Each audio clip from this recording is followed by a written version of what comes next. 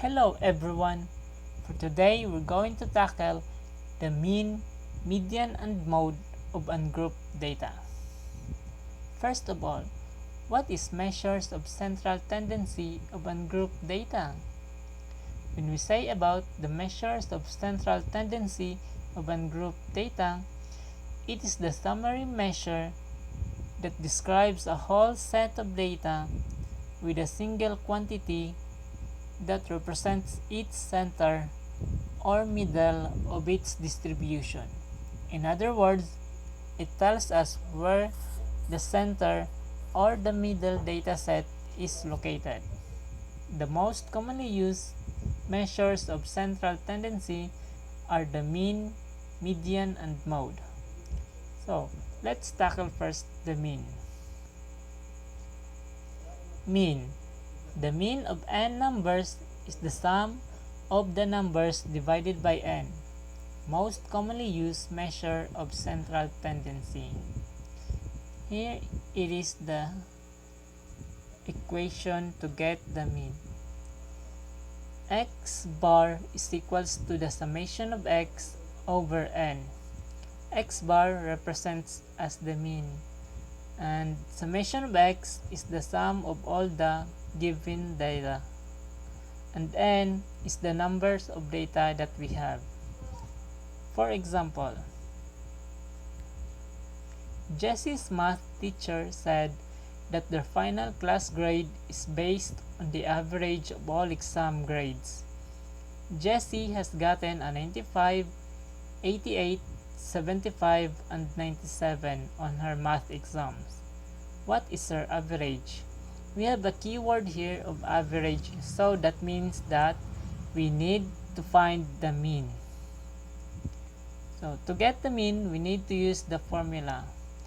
X bar is equals to the summation of x over n is equals to, write down the given data, 95 plus 88 plus 75 plus 97 divided by 4 because we have a 4 data is equals to 355 over 4. Then calculate and we get the mean of 88.75.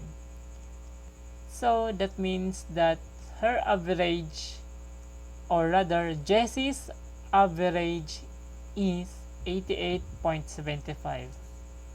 Another example. A group of customer service surveys were sent out at random. The scores were 90, 50, 70, 80, 70, 60, 20, 30, 80, 90, and 20. So, find the mean score. Again, use the formula of mean. X bar is equals to the summation of x over n. So, just add, write down the data that we have. 90 plus 50 plus 70 plus 80 plus 70 plus 60 plus 20 plus 30 plus 80 plus 90 plus 20 over 11, because we have 11 data, is equals to 660 divided by 11. So calculate and we get the mean of 60. So that means the mean score of the customer service survey is 60. Our next measure of central tendency that we're going to tackle is the median. Median. The median of a ranked list of n numbers is the middle number if n is odd. This will be our symbol for our median. So, if our n is odd, we're going to get the middle number, and that will be our median. The mean of the two middle numbers if n is even. And if our n is even, we're going to get the mean of our two middle numbers. So, for example, the following data points represent the number of points scored by each player on the Wildcats basketball team last game. 8, 5, 8, 4, 12, 8, 13, 5, 9. Find the median number of points. So, in order to get the median of this data, we need to sort our data from least to greatest or either greatest to least. So for me, I set the data from least to greatest. 4, 5, 5, 8, 8, 8, 9, 12, 13. And here, we have an odd numbers of n. So we will just get the middle number, and that will be our median. And here the middle number is 8, so our median will be 8. Another example, what is the median score achieved by a student who recorded the following scores on 10 math quizzes? 68, 55, 70, 62, 71, 58, 81, 82, 63, 73. Again, to get the median, first we need to sort the data from least to greatest or greatest to least. So 55, 58, 62, 63, 68, 70, 71, 73, 81, and 82. Here we have an even number of n. So we will be going to get the mean of the two middle numbers here. So the median is equals to the two middle numbers, which is 68 and 70. So 68 plus 70 divided by 2, and that will be our median, which is 69. Our next measure of central tendency that we're going to tackle is the mode. Mode. The mode of a list of numbers is the number that occurs most frequently. The number or value or observation in a data set which appears the most number of times. For example, what are the mode of the following numbers? 12, 0, 15, 15, 13, 19, 16, 13, 16, 16, 14, 11. The solution will be arrange the data set in ascending or descending order. In this case, I arrange the given data set in an ascending order.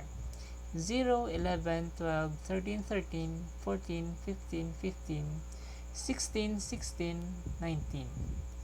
In the given data, the number that appeared the most number of times is 16. As you can see, the number 16 is being repeated 3 times. So that's why 16 is our mode. And the data set is said to be unimodal. Unimodal because we only have one mode, which is 16. Another example.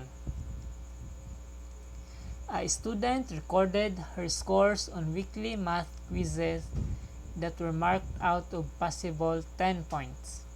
Her scores were as follows: 85, 85, 76, 77, 57, 55, 66, 98, 97, 99, 68, 66, 7.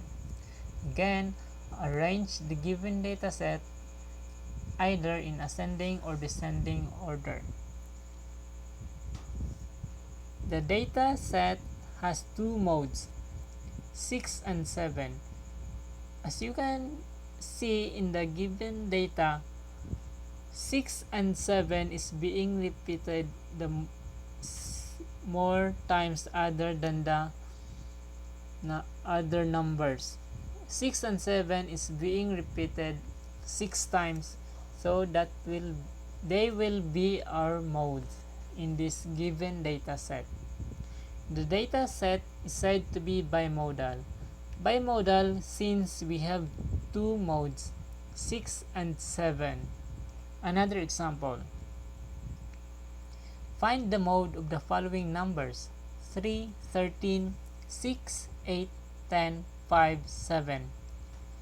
As you examine the given dataset, we can see that there are no numbers that is being repeated. So, there will be no mode in this given dataset. We can just put that there is no mode since there is no number that is being repeated. So, we also have another measure of central tendency, which is the weighted mean. The weighted mean of the n numbers x sub 1, x sub 2, x sub 3, and so on, x sub n with the respective assigned weights w sub 1, w sub 2, w sub 3, and so on, w sub n is weighted mean is equals to the summation of x multiplied by weight over summation of weight. This will be our formula in order to get the weighted mean, where the summation of x times w is the sum of the products formed by multiplying each number by its assigned weight, and the summation of w is the sum of all the weights. For example, Table 1 shows Mary's full semester course grades. Use the weighted mean formula to find Mary's GPA for the full semester. Course: English, History, Chemistry, Algebra. Grade BADC. Units 4334. As we have here, the A is equals to 4, B is equals to 3, C is equals to 2, D is equals to 5. To get the weighted mean, we will be using the formula that is being given. Weighted mean is equals to the summation of x multiplied by the weight over summation of weight. So, we're going to input the given data in the formula. So, weighted mean is equals to 3 times 4, since we have our x b, which is equals to 3, and its unit will be our weight, which is 4. So 3 times 4 and 4 times 3 plus 5 times 3 plus 2 times 4, 14, because the summation of weight, which is the units of the course, is 14. 4 plus 3 plus 3 plus 14. So compute 3 times 4 plus 4 times 3 plus 5 times 3 plus 2 times 4 is equals to 47 divided by 14, which is 3.36. So we can say that Mary's GPA for the full semester is 3.36. So that's how you find the weighted mean. We have here another measure of central tendency, which is frequency distribution. A frequency distribution, which is a table that lists observed events and the frequency occurrence of each observed event, is often used to organize raw data.